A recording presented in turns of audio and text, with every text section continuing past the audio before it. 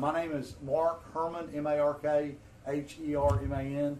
I am the constable here at Harris County Precinct 4 Constable's Office. I want to share with you today, within the last couple of weeks, our office had received numerous complaints from citizens and business owners along the FM 1960 Interstate 45 corridor regarding widespread prostitution and drug use in that area. Our office initiated an undercover police operation that basically focused on the males who were creating the demand for street-level prostitution. In a 2-day period, as you can see, we arrested a total of 16 male suspects that went out and solicited our undercover female police officers. We feel very strong that the males, or Johns, if you will, are the backbone to the need for prostitution on the streets of Harris County, and are the driving force behind such a demand, and also which forces some of our female prostitutes into human trafficking. We felt it was very, very important that we target the male demand, if you will, and again, as you can see, in a 2-day period, we ended up arresting 16 of these suspects. We are out there again today with another phase of this operation, which will kind of conclude the operation, and our undercover units have already began to target certain other areas of North Harris County with the same issues and problems. I'll open it up for any questions you may have. Is the focus simply going to be just on prostitution? I know the 1960 corridor has, it's a high crime area for all types of crimes. So yeah. Is it going to be focused on other crimes as well? Or is it just yes, yeah. The second phase in this is high visibility patrol, traffic enforcement, and I can tell you that in this particular case, not only did we take 16 individuals that solicited our female undercover officers off the street, but these folks, the majority of them are criminals. Many of these folks, I think one of them was in possession of a firearm, and many of them had open warrants out for their arrest. For us to conduct this operation and get this amount of folks off the street in a 2-day period was very significant for the FM 1960 Interstate 445 corridor. I have no doubt these folks are involved in more than just soliciting undercover officers. Any other questions? What do you think it says about the fact, you mentioned, you touched on it twice already, 16 in two days. The number on its surface is striking. That's a lot of guys in just a 48-hour period. Yeah, that tells us that the demand is still out there. And when you have a demand in a certain product or whatever it is, you're going to have these incidents, whether it be prostitution or theft rings and things of that nature. But it's very, very important that we target these folks, and we want to send a strong message. A lot of the locations where we arrested these individuals, where they solicited undercover females, was in close proximities to schools, churches, and daycare centers. And we want to send a strong message that when folks are out and about and they see a female and they want to solicit them for a sex act, they may want to be aware. It could be a undercover, police officer. In the release, you guys mentioned there was an outcry from residents and business owners along this 1960 area. Can you talk a little bit about the concerns that the calls that you've been getting from the community? Prostitution brings an array of other crimes. Robberies, disturbance calls. There's just a variety of other things it brings to the area.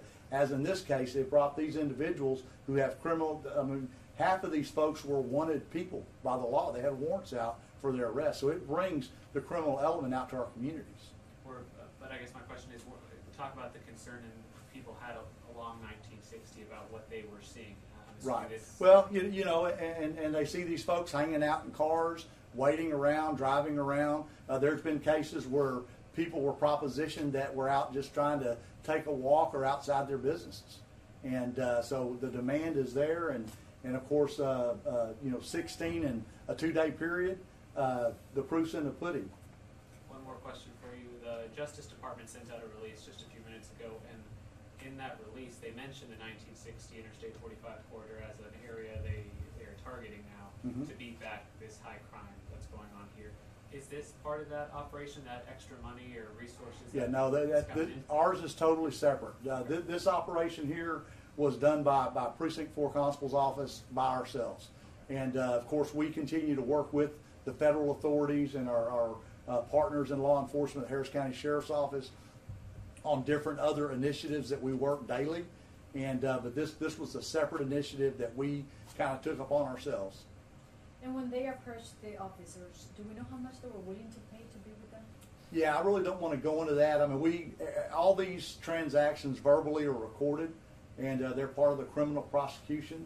And we certainly don't want to do anything that would interfere with our district attorney prosecuting these individuals. So it would be inappropriate to speak about money and terms and stuff like that.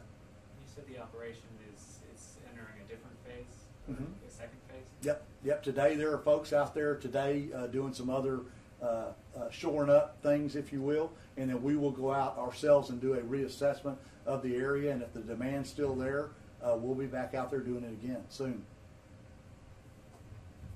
Any other questions? Yes, sir. Well, I got you here. You going to do a crackdown on this weekend?